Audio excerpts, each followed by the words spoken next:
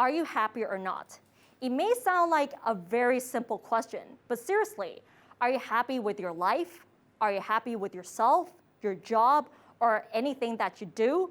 If your answer is no, maybe you're not alone, because there have been a few surveys that prove that Thailand is not so happy at the moment, especially with the COVID-19 pandemic, which has led to an economic recession.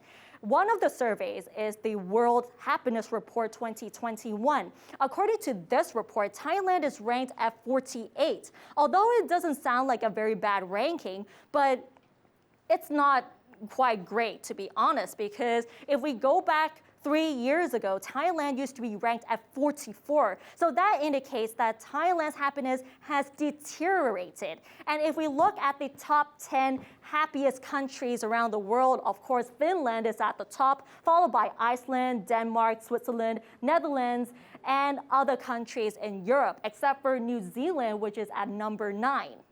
And the report has been based on the levels of GDP, life expectancy, generosity, social support, freedom, and corruption income. As to why Finland remains at the top of the list, AFP reported that it is because of its public services, where people have equal access to these services, including low levels of crime and inequality, as well as the high levels of trust in authority. Whereas countries at the bottom of the list, which was of course Afghanistan and Rwanda, they are mainly underdeveloped countries where they still face political and armed conflicts.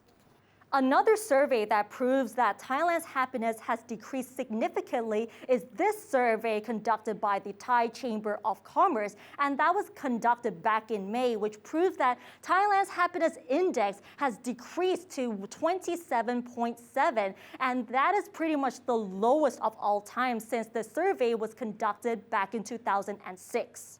This indicates that people's happiness have really decreased as they felt the uncertainties in terms of living, especially with the ongoing COVID-19 pandemic, which has been taking its toll on the Thai economy, and people are at risk of losing their jobs and are finding more difficulties in earning income when the daily expenses remain very high. And because of the current economic situation where people are highly concerned about their income, people have no other choice apart from saving as much money as they can.